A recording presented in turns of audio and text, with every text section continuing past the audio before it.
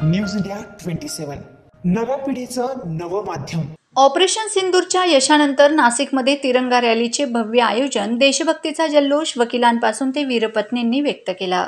पहलगाम येथे अतिरेक्यांनी निष्पाप नागरिकांवर घातलेल्या प्राणघातक हल्ल्यानंतर भारताने कठोर पावले उचलत पाकिस्तानातील अतिरेकी तळांवर ऑपरेशन सिंदूर हे तडाखेबंद लष्करी ऑपरेशन यशस्वीपणे पार पाडले। या मोहिमेद्वारे भारताने जागतिक स्तरावर पुन्हा एकदा सिद्ध केले की भारताच्या सुरक्षेला धोका देणाऱ्यांना तितक्याच कठोर आणि निर्णायक पद्धतीने प्रत्युत्तर दिले जाईल। या यशस्वी कारवाईनंतर संपूर्ण भारतात राष्ट्र अभिमानाची लाट उसळली असून विविध शहरांमध्ये तिरंगा रॅलीचे आयोजन करण्यात येत आहे। याच पार्श्वभूमीवर नाशिक शहरात आज सर्व भारतीय वकिलांच्या वतीने एक भव्य तिरंगा रॅलीचे आयोजन करण्यात आले। ही रॅली नाशिक जिल्हा सत्र न्यायालय येथून सुरू होऊन हुतात्मा स्मारकापर्यंत पोहोचली। या रॅलीमध्ये वकील, माजी सैनिक, वीरपत्नी आणि नागरिक मोठ्या संख्येने सहभागी झाले होते।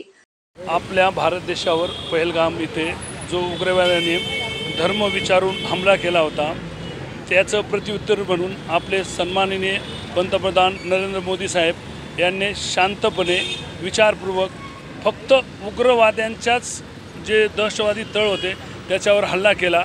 तेथील आम जनतेस त्रास न होता त्या पाकिस्तानला आपल्या भारतीय सैन्याने धडा शिकवला आणि सैन्याने तिन्ही सेनेने नौदल असो, एअरफोर्स असो किंवा थलसेना असो यांनी तिघांनी मिळून एक जॉईंट ऑपरेशन केलं व पूर्ण जगाला दाखवून दिलं की भारतीय सैन्य किती फॉरवर्ड आहे व ते कोणत्याही संकटाशी सामना करायला तयार आहे। की आम्ही फक्त जे उग्रवादी त्यांचेच तळ नष्ट केले, सामान्य जनतेला असा कोणत्याही प्रकारचा त्रास झाला नाही आणि हे आम्ही जगाला पटवून दिलं की भारत हा आक्रमणकारी देश नसून आमच्यावर जो हल्ला करेल त्याला आम्ही प्रत्युत्तर देण्यास सज्ज आहे। पहलगाम येथे झालेल्या हल्ल्याबाबत भारतीय सेनेने ज्या पद्धतीने पाकिस्तानवरती एक प्रकारे त्यांचे अतिरेकी तळ उद्ध्वस्त करून टाकले आणि पुन्हा एकदा पाकिस्तानला जरब दिली की या पद्धतीने पुन्हा आमच्यावरती आतंकवादी हल्ला केला तर अशाच पद्धतीने उत्तर दिलं जाईल।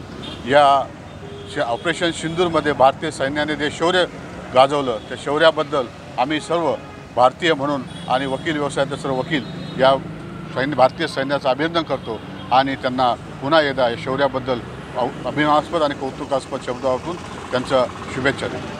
पहलगाम इथे जो आतंकवादी हल्ला झाला त्याला प्रत्युत्तर म्हणून आपल्या भारतीय सेनेने ऑपरेशन सिंदूरच्या माध्यमातून त्यांना सडेतोड उत्तर दिले आणि त्यांचे जे आतंकवादी ठिकाणं आहेत ते उद्ध्वस्त केले। ह्या आपल्या भारतीय सेनेच्या जे त्यांनी कामगिरी केली आहे ती सन्मानार्थ आहे आणि त्यांचा सन्मान म्हणून आम्ही ही रॅली आयोजित केली आहे।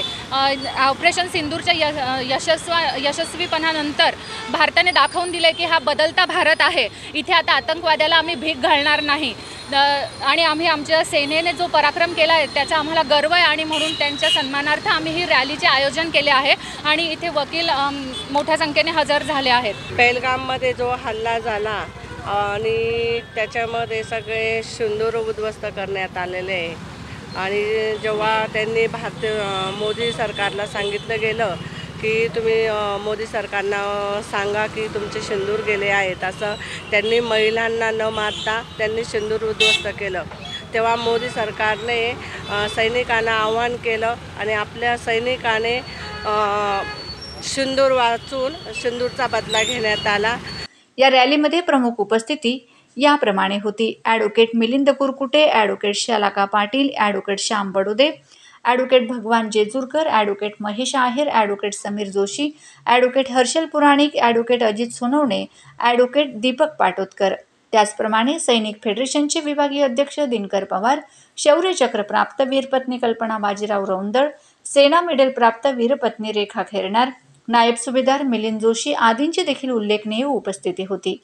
यासोबतच ॲडव्होकेट बबन मुठा, सागर गोडसे, ॲडव्होकेट रश्मी जपे, सोनल खैरनार, मेघा वराडे, रोहिणी मुरुमकर आणि ॲडव्होकेट भूषण जाजू यांनी देखील या रॅलीमध्ये उत्स्फूर्त सहभाग नोंदवला।